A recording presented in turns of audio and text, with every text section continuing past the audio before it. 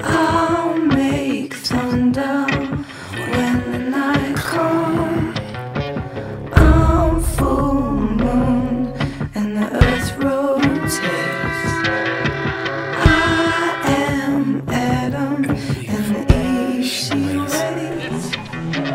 I'll forsake. I'm Dina Amsterdam at dinaamsterdam.com. So my yoga journey began a long time ago. I was 20 years old, I was in college, and I was going through just a really challenging time. I was already kind of on this quest to understand the meaning of life and how people deal with suffering. I was studying philosophy and religion and psychology, kind of looking for the answers to this question. A friend who I was working on a research project with invited me to her house to do yoga. She led me through a beautiful practice that was very gentle. It was a Kripalu style yoga class. And at the end of it, I just wept. And I cried from this place of just deep relief of being reconnected with myself in a really loving way that felt so authentic. And it was like returning to a place that I was craving, but had lost the capacity to access. I was sold. I went to the yoga ashram, to Kripalu, and that's where my journey started. And it's taken many turns from there. Studied with Rodney Yee for a long time and learning Iyengar alignment approach, and then Sarah Powers and Ty Powers, and my current teacher is Jennifer Wellwood, who's really a spiritual master. Make your priority kindness.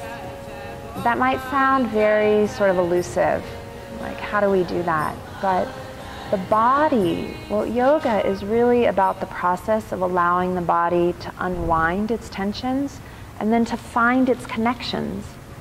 And the main thing that gets in the way of our capacity to understand and feel how to do that is the judgments, kind of the unkindness that we inflict upon ourselves.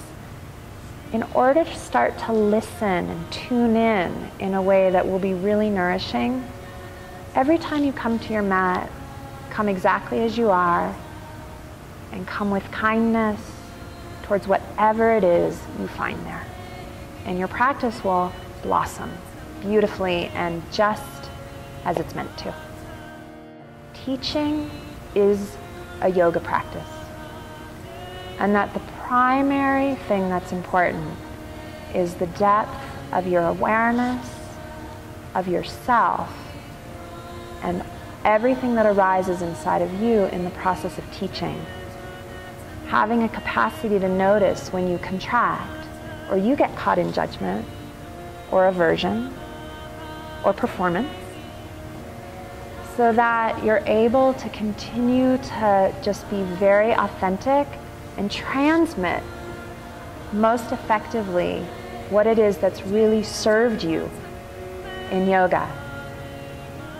And then your students will most definitely benefit, even if you're a beginning teacher. Along those lines, what I would also say is teach what you know. Teach what's in your body, in your heart, in your mind, and whatever has really helped you grow.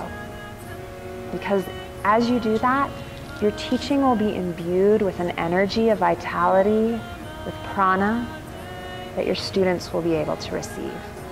And it will nourish them.